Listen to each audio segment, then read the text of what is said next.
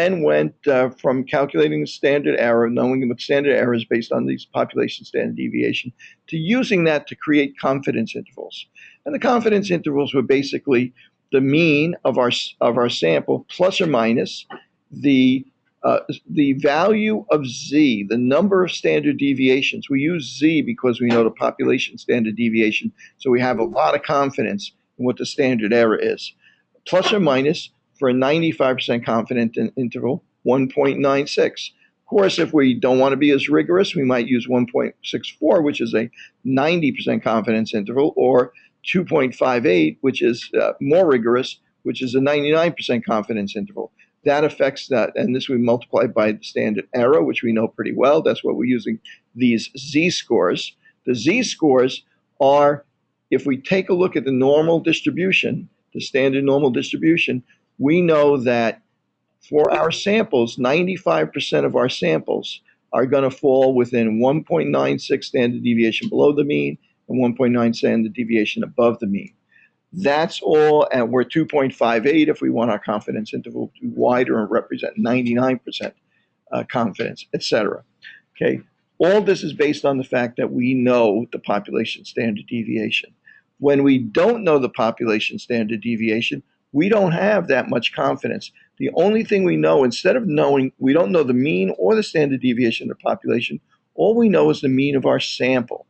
If that's the case, then we don't have as much confidence in the calculation of the standard error as when we knew the standard deviation for the entire population. So we make up for that by, instead of using a z-score, using a t-score. And the t-score is based on a standard normal distribution, just like before, except that there is a standard normal distribution for this t-score for every sample size. So if I look at sample size n equals 5, 6, 7, 8, 9, 10, if I look at 10 sample sizes, there's 10 different t distributions, okay? And each one of them is a little bit different.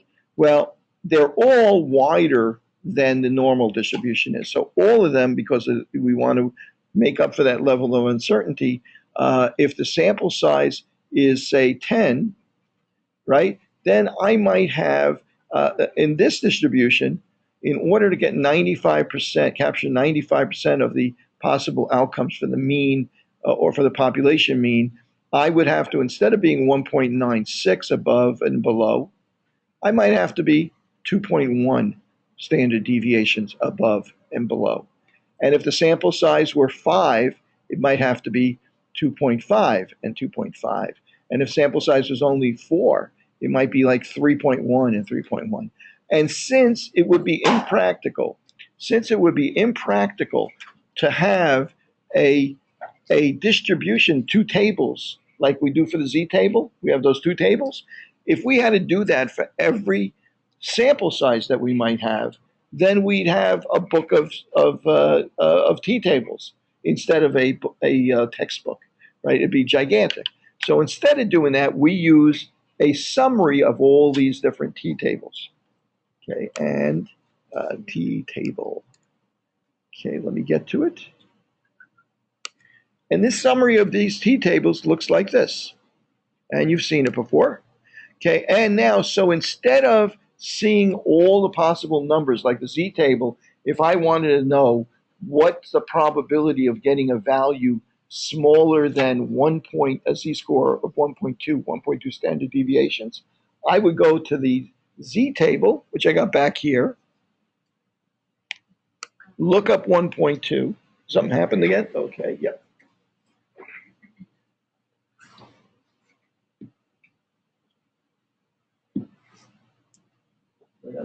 Yep. I go back there to my Z table, which is behind there, and I look up the value 1.2 and see what area that represents. Well, I don't have a T table for, say, a sample size of 15.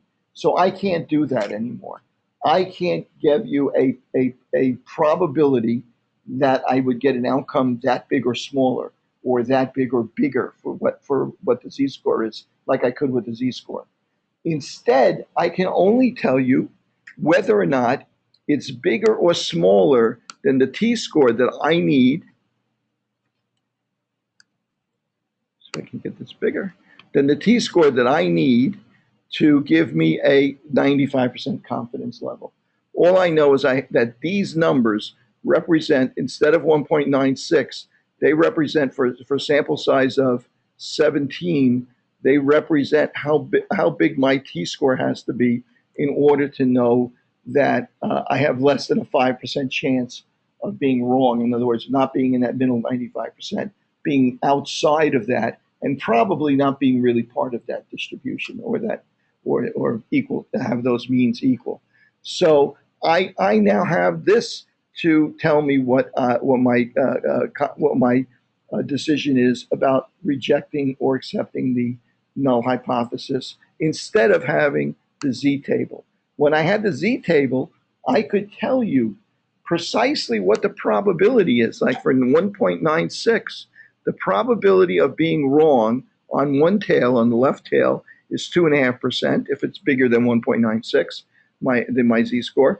And if it's smaller than 1.96 or bigger than 1.96, another 2.5% for a 5% chance of being wrong on either side total, right? I could tell you precisely what my p-value is, the probability of being wrong. If I had a Z-score of 2.41, the probability that if I rejected the null hypothesis and said the two means that were that far apart are wrong is less than 1% chance of being wrong.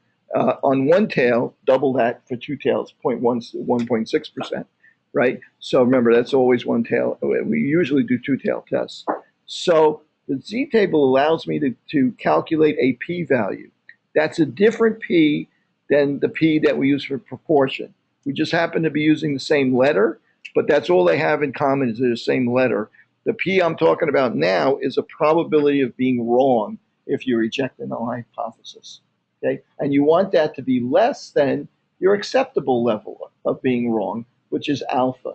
Alpha is your acceptable level for your type 1 error, where you reject the null hypothesis and you're wrong. The means rarely were the same. Okay, so that's the deal there on the difference between the T-score and the Z-score. We can only use the Z-score when we have some level of confidence in that standard deviation for these population means. Okay, so if you don't know the population standard deviation and you have a small sample size, well, let me put it this way. If you don't know the population standard deviation, you should use the T distribution instead of the Z distribution. And look up what your critical value of T is, and if you exceed it when you do your calculation for T, the difference between the two means over the standard error, if you exceed it, you reject your null hypothesis. If you don't exceed it, you fail to reject your null hypothesis. Similarly, if you don't know your population standard deviation, you use your T-score. If you do, you use your Z-score. Now, if you have a large sample size, okay, and there's a lot of debate about, you could debate for a while what a large sample size is. If you have a large sample size, well, having a large sample size gives you more confidence in your result. That's just the nature of taking samples. So if you have a large sample size, even though you don't know the population standard deviation, you have to base your standard deviation estimate on the actual sample that you have. If you have a big sample size, you may say to yourself, I'm going to take the liberty of using the Z-score instead of the T-score and say that they're the same. So I'm going to have all the advantages of the Z-score. Now, you would say, maybe a large sample size is 100. Maybe it's 200. Maybe it's 500. Well, for our purposes, and for purposes of your initial analysis of the data, right, we're going to say that anything over 30 is a large sample size. Okay, so if you look at the T table, you'll notice that as you go up, as your sample size increases, your the T-score that you need for a 95% confidence interval gets smaller and smaller and smaller and smaller. When you get to 30 or 40, it's already very close to 1.96. So you're taking the liberty of saying, instead of looking it up in 2.02, I'll just use 1.96. If you notice, if you really get as you get over 100, it's 1.98. As you get to 200, it might be 1.97. I think Levi actually was either using Excel to calculate it or looking it up on another table. Eventually, if the sample size is big enough, it reaches 1.96, and it's the same thing as the Z distribution. Yes. Can you just repeat again the t-statistic and the critical value of when you accept and reject? Okay, so the t-score represents how far apart two means are.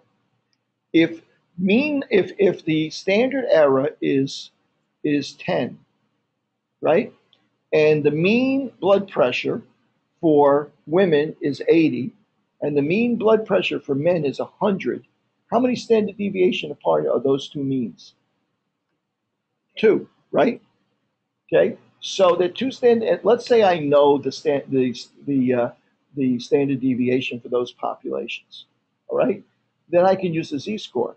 If there are two standard deviations apart, if z is equal to 2, can I reject the null hypothesis? Yes, because it's bigger than 1.96. I can say that the chances that they're really the same, they're really two standard deviations apart, actually more than I need. I only need 1.96 to get under an error of 0.05 if I'm using Z. So I can reject the null hypothesis.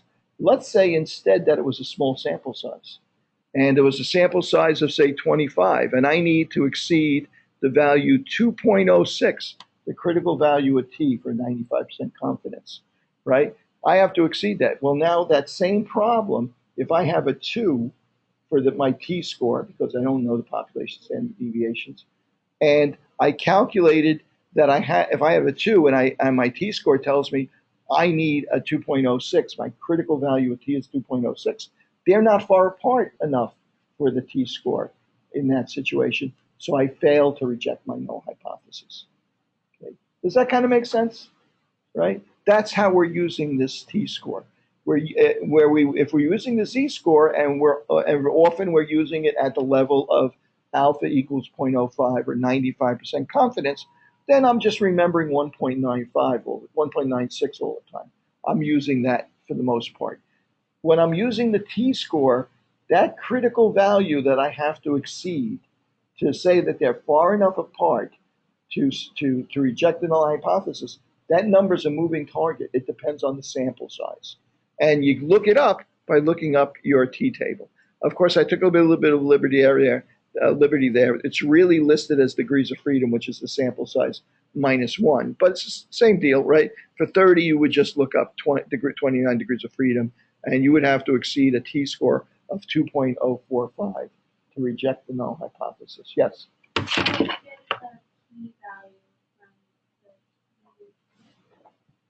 The short answer to that is you can't, right? However, you can cheat, right? Let's say that I told you I had a sample size of 26. I want to use 25. A sample size of 25 degrees of freedom, right? And my t-score came out to be 3.1. Let's take a look. I'm going to scroll it up here. Here is, I got to move this out of the way so I can see. Here is my, oops, I can't touch this at the same time. I'm using a trackpad. Here's 25. Here's my sample size is 26, 25 degrees of freedom. Now, my 95% confidence interval, my 95% confidence needs a t-score of 2.06. So if I know my t-score that I calculated was 3.1, I know that my p-value, my probability of being wrong, is less than 0.05. Right? Why do I know that? Because if it were exactly 2.06, that's exactly a 5% chance of being wrong, just like 1.96 is exactly a 5% chance of being wrong. Nobody this semester has asked me yet, well, what happens if your p-value is exactly 0.05? Do you reject the null hypothesis? Right? Somebody asked me that eventually every semester. Hopefully I cut it off this time. We'll talk about it another time. I don't want to distract us. So this is what we would have to exceed that number. So if we exceed that number, we know the p-value is less than 0.05, right? Well, not only did we exceed that number, we exceeded the one next to it. Well, what's the one next to it? The one next to it is a 98% confidence interval. That means we've exceeded a p-value of 2%. Well, we've also, for 25, we've exceeded 2.7. Well, that means we've exceeded a p-value of 1%, 99% confidence. Uh, but how about the next number after that? 3.1 doesn't exceed 3.54, which is what we would need for a 99.8% or a 0.2% chance of being wrong, a p-value of 0.2%. So what does that 3.1 tell me for a sample size of 25? It means that my p-value is somewhere between 1% and 0.2%, right? I kind of bracketed it just by looking at these numbers. Am I ever going to ask you to do that? No. If you got the t-table, I'll just tell you, we want to know to 99%, an alpha of 1%, you'd use the 99% column, or more likely an alpha of 5%, use the 95% column. And you need to know that you need to exceed that value for that sample size to reject your null hypothesis. But you see how you can kind of bracket what the probability is relative to the sample size, but just going across to see between which two values on this table does it actually land. Yes? In some class about two examples. Right, we're going to get into that right now. There's one, the way to create the figure on that is multiply the smaller sample by 2 and that one. Is that what it was? The sample size. Sample size gets complicated. You guys online, we're about to, there was a question during the lecture, Levi referred to the sample sizes for the two different groups that he was comparing, which is what we're about to get into now. And a couple of times he did things like add them together and subtract 2, or subtract 1 from one and 1 from the other, and so on and so forth. Or they even had like a very complicated formula that he used the sample size to calculate degrees of freedom. Depending on what we're doing, that's also a moving target. Things are going to change. And I'm going to outline right now what influences which way we go with a lot of this stuff. Yes? So I don't know if I'm getting ahead of myself, but so the t-table, right? So these values are on to the right? Yes. Unlike the z-table where the values are to the left. So how do you figure out? Yes. How do you figure out? And this is all one tail, so this is all the right tail, right? So how do you figure out the left tail? Oh no, actually, if you look at this, this is 95% confidence interval. Yeah. Means a 5% chance of being wrong, right? Right. Okay, but if you look right underneath it, the same column says T for a probability of 2.5%, but only in the right tail. Right. So what they leave out here, they don't drop the other shoe, right? They leave that to you. Well, if the right tail probability is 2.5%, if you're doing a two-tail test, the left tail probability is 2.5. So the 2.5 and 2.5 add up to the 5%, which complement that 95%. So if you're looking for the lower end tail, then so the number is. You have to double it, yeah, for a two-tail test. In other words, if the number is 2.57, right? So basically, I just put a negative in front of it, make it the lower end of the tail. And t-distribution, you mean? Yes. Oh, you're not really ever going to look at a distribution table for the t-distribution. You're just going to look at these numbers here. So, for instance, if I said to you that our alpha is equal to 2%, 0.02, right? Well, you would say to yourself, well, it's 0.02, so I would have to use 98% confidence interval because that represents 1% error on one side and 1 on the other, so that's my 2% alpha. So I would use this column. If I said to you that it's a one-tail test, right? It's a one-tail test at alpha equals 0.05, right? Well, then since it's only one tail, if it's only one tail, remember then this column represents 2.5% chance of being wrong on one side of the distribution. If I wanted a one-tail test, even though it's 5% still for one-tailed, I would use this column because here is a one-tailed right tail probability of 5%. I would use a 90% confidence interval for one tail. It doesn't matter. It's the same. Left tail or right tail. It doesn't matter. Right. This just tells you This number will tell you what the error is if you look at it as a one-tailed test, right? This will tell you, the confidence will tell you what you would take half, you would double that if it's a two-tailed test. So if your alpha is equal to 0.05, you got to be using this one because you got to double it for a two-tailed test. If you're doing a two-tailed test and you use this one, you're actually testing at alpha equals 10%, not 5%, because you got to double this. And so if I want to see negative part, do I put negative in front of it? It's always symmetrical, so it doesn't matter. It doesn't matter. Yeah, Okay. doesn't matter. It's always a symmetrical distribution.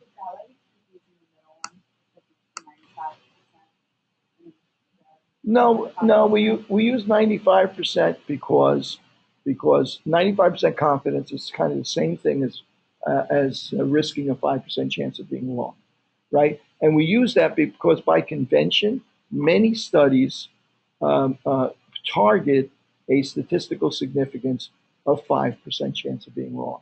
It's just it's in the middle because somebody made up this chart and they said to themselves, hey, most people are going to be using 95%, right? So let me move on to this and let's talk about, up until this point, the closest we've been getting to doing a real calculation is that we've taken, let me move this away. We have taken one sample. We've taken one sample, X bar. If we knew the standard deviation, let's say it's known here. We took X bar and we took our sample, got our mean for our sample. We said, okay, the mean that we want to compare it to is over here. This might be the average for American soccer players, number of points per game they score. This might be the mean for all Europeans soccer players during the whole season. This is the average points they scored per season. Okay, this is Americans. Now, Americans, we didn't have time to survey everybody, so we only took a sample of size 36, right? So we know the standard deviation for Americans for whatever reasons. I don't know why we might know it. If we do know it, then the way we would calculate our Z-score, we'd Z because we know the standard deviation. The way we would calculate our Z-score is we would say, Z, the number of standard deviation apart these two means are, is X bar minus mu over the standard error. And the standard error is going to be equal to standard deviation of population over the square root of 36, right? Whatever that happens to be. And if Z came out to be bigger than what number? 1.96. If it's bigger than 1.96, I know it's big enough to say that they're different. Because I know that bigger than 9.16 means that the p-value is going to be less than 0.05.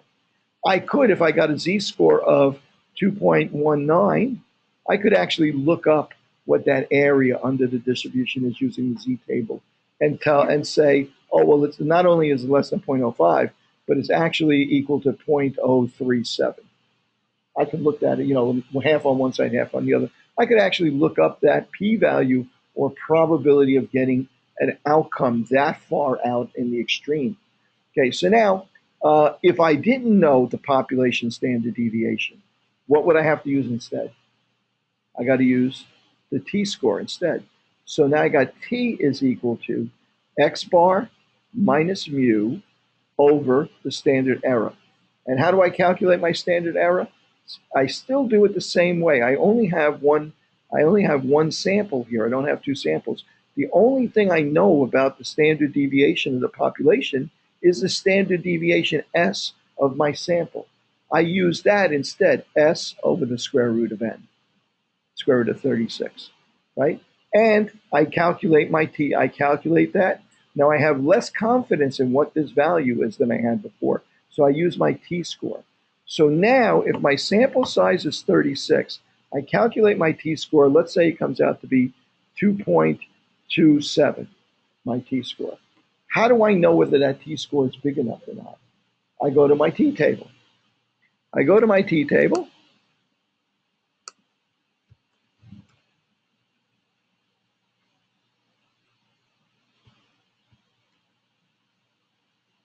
Here we go. Here's our t-table again. Look it up. T-table.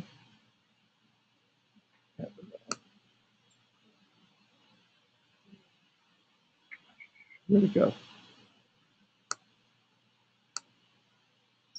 Okay, why is it not opening? It's probably open already. It's probably the reason why it's not opening. Yeah, here it is. C and T. There we go. I go to my t-table. What did I say the sample size was? 36? So I go to 35 degrees of freedom. Well, I don't have 35. I got to go in between these two. And I go over to that middle column, right, my 95%.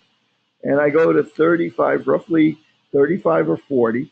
And I know my t-score for me to reject my null hypothesis has to exceed the critical value. I'm going to call the critical value 2.03 because it's somewhere in between those over there. So my critical value is 2.03. Did I exceed 2.03? Yes, I did exceed. They're more further apart than I need them to be. They're more standard errors apart than I need them to be for that sample size. So I reject my null hypothesis and say that those two means are not the same. For American soccer players and European soccer players, they're not the same. They're different. Yes.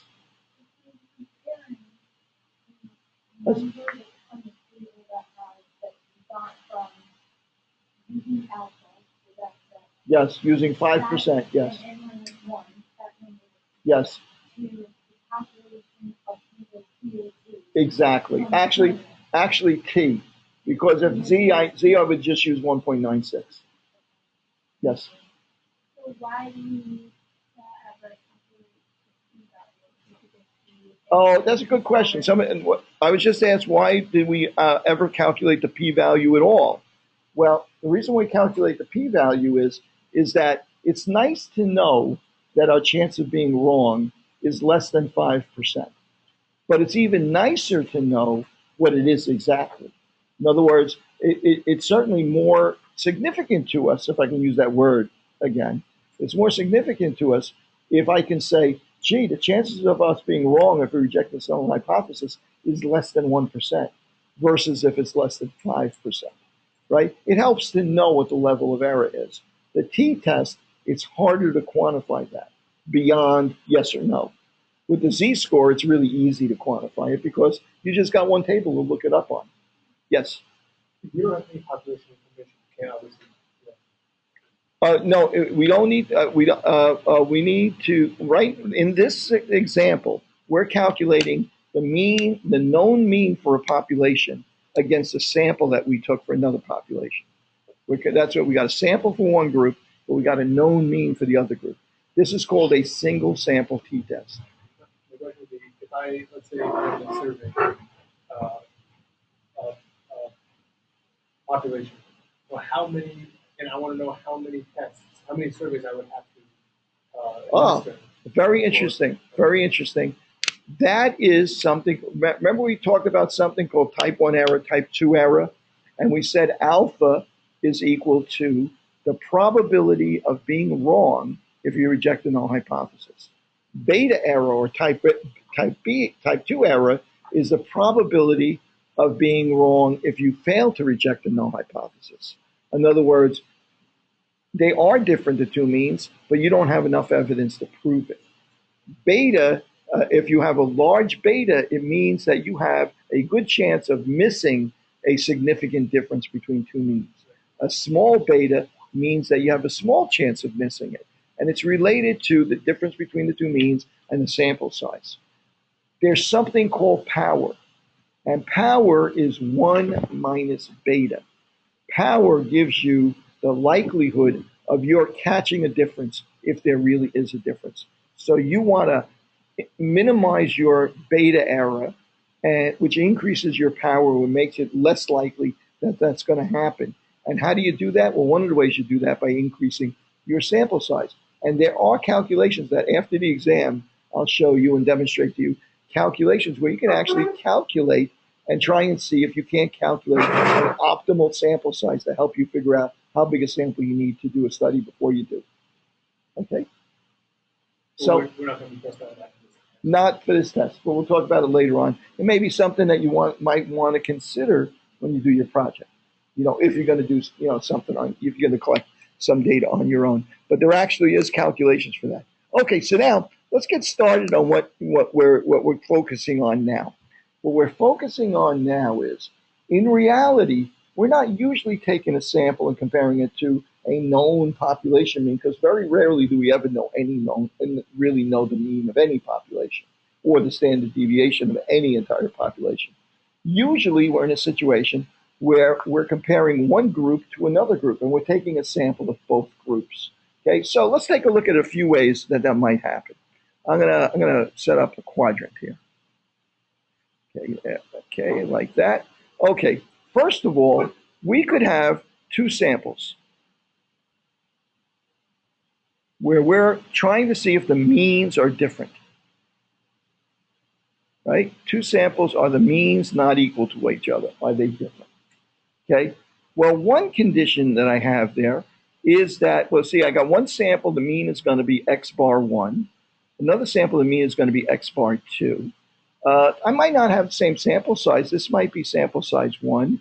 This might be sample size 2, right? What else do I have that I need to know about this to tell if they're different? What's missing here?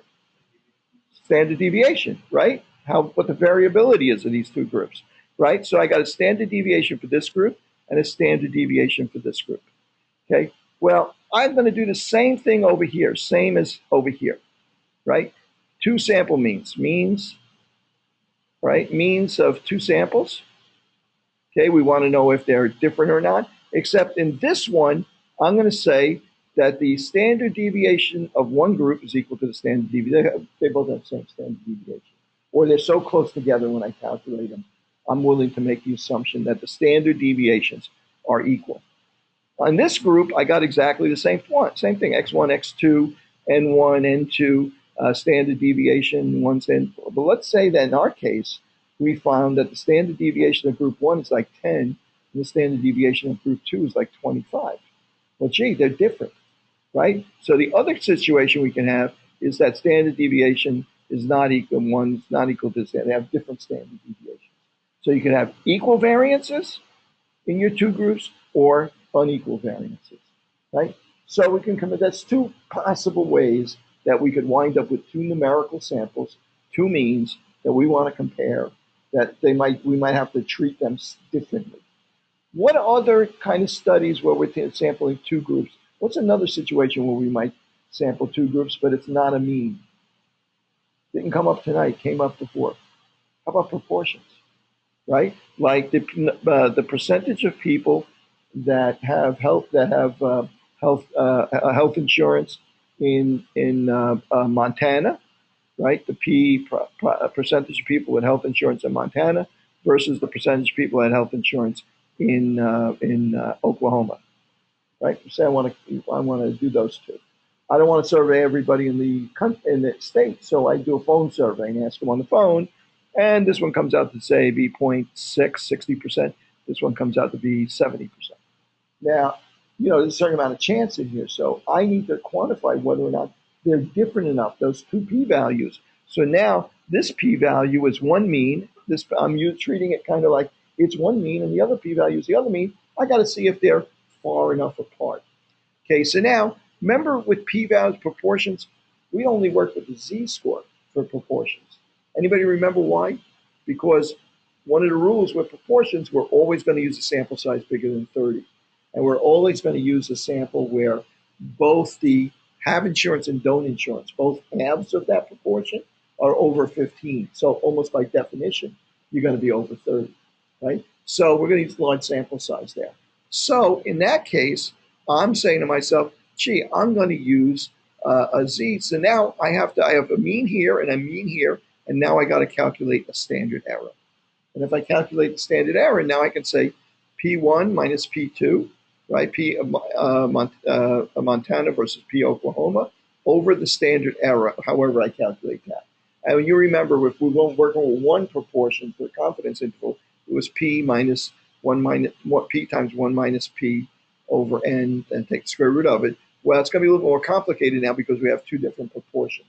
Same issue here, right? We got to deal we got to reconcile the fact that we have two proportions here, right? And they're different. And which one do I use, or do I use a conglomeration of the two, and so on and so forth? We're going to figure that out. And finally, the last situation that we're going to look at, where you have two groups that you're comparing, are these were all what we call independent samples. Okay, they're independent samples because we took randomly sampled group 1, randomly sampled group 2, and compared the means to each other. The people in group 2 or the people that we sampled are independent to all these. It's random. It's like flipping a coin, right? Who we picked. Now, in this one, we're going to do something different. This is dependent samples. Okay, and in this case, I'm working with means also. Except this time, I'm working with dependent samples. And that's what we call it when we have paired samples. I'm going to take patient number 1, and I'm going to put him on a drug for 2 weeks and measure his blood pressure. Comes out to 100. And then I'm going to put him on a different drug for 2 weeks, and it comes out to be 110. Right? Well, and then I'm going to take a second patient, and I'm going to put him on it. It comes out to 95, and comes out on the other drug comes out to 100. Maybe the other drug's a placebo. Who even knows? Right? So 105. Right? So I can kind of see that. Gee, the second drug, maybe it's a placebo, doesn't work as well as the first drug, right? So I'm going to wind up overall with a mean, right, X1 and X2, right? I'm going to wind up overall with means for these two different groups. But, we're in a better situation here. When we deal with independent samples, I might have, let's say that I got patient number 2 and put him into the group with the placebo, right? Well, let's say I would have made this 90 and 95, right? Let's say I put group patient number 2, even with the placebo, his blood pressure was 95. If he wound up in the drug group 1, it would make that drug look like it's more effective, right? That's the disadvantage of random samples, kind of the advantage and disadvantage, right? In this case, since I'm comparing each individual patient for how it affected his blood pressure on the drug and on the placebo on the same person, I don't look at it as two different means anymore. I say, let's ignore the fact that it's two different groups, because it isn't really two different groups. It's one group, it's one value dependent on another, right? And say that the difference here is 5, and the difference here is 5, and the difference here is -3, and the difference here is +7, and so on and so forth. And instead of saying, is there a difference between the averages for these two groups, just look at the differences. And if there's no difference between the placebo and the drug, what would I expect the average for the differences to be? 0, right? I would expect on average there'd be no difference, right? Because, it didn't matter where they started, because it didn't matter which group they were in, because we're looking to see if it went up or down. So if there's no difference, the difference would be 0. So instead of doing a test that involves two groups, I'm really back doing a single sample, right? And calculating my mean difference, right? D cap, right? And I'm comparing that to 0 and seeing if it's different than 0, either using a confidence interval or using a T-score or a Z-score. If it's a small sample size, I'm using my T-score. If it's a large sample size, I probably use my standard use Z-score. Right? Okay, so there's 4 possible things that I could be working on here. How do I know which one I'm using? Well, when I read the problem, I have to parse it and figure it out. Okay, now I'm going to move on to actually working on some of this stuff. But each one of these things that we just saw we're going to approach it exactly the same way. We are going to, for each one of these squares, first thing we're going to do is we're going to propose a null and alternative hypothesis, right? Almost always it's going to be mu1 equals mu2. Alternative, mu1 is different than mu2. I'm going to ignore two one-sided tests for the time being, okay? For this one, it's going to be the same thing. Mu1 equals mu2. Mu1 doesn't equal mu2. For this one, P Montana equals P Oklahoma, right? The alternative is P Montana doesn't equal P Oklahoma. For this one, Well, mean difference is equal to 0, alternative hypothesis. The d cap, or the mean difference, does not equal 0, right? And that's how I determine my null alternative hypothesis and how I then go about approaching this. And each one of these, I calculate a t-score most of the time, right? Occasionally, if I got a really big sample, I might be adventurous and calculate a z-score and ignore the fact that I don't know the population standard deviation. But for the most part, I'm calculating a t-score. And if that t-score that I find, the difference that, and what gives me a big difference in the t-score? If the two means are far apart, it gives me a big difference in the t-score, right? So if I calculate a big difference in the t-score, it means that I have more confidence that they're really different. I can reject the null hypothesis. What do I use as a marker for yes or no? I use the critical value of t, the level of confidence that I have, for my alpha error that I can accept. So we're going to treat each one of these the same way. What gets complicated now is how we calculate the standard errors. Remember, some cases they're the same, some cases they're different, some cases it's two proportions now, some cases, it gets a little bit more complicated to figure out. When it was a single sample, it was pretty simple. It was just s over the square root of n. That was our standard error. Now I got two samples, could be different size samples, could be different standard deviation, could be the same sample size, could be different standard deviation, same standard deviation. So it gets a bit complicated. So now I'm going to put this aside for a minute, and I'm going to pull up a page with just formulas. I don't know. I think I uploaded this to Blackboard, but I updated it as I was sitting in the back a little bit, and I was listening to the lecture because I wanted to use that to demonstrate this. Okay, here's that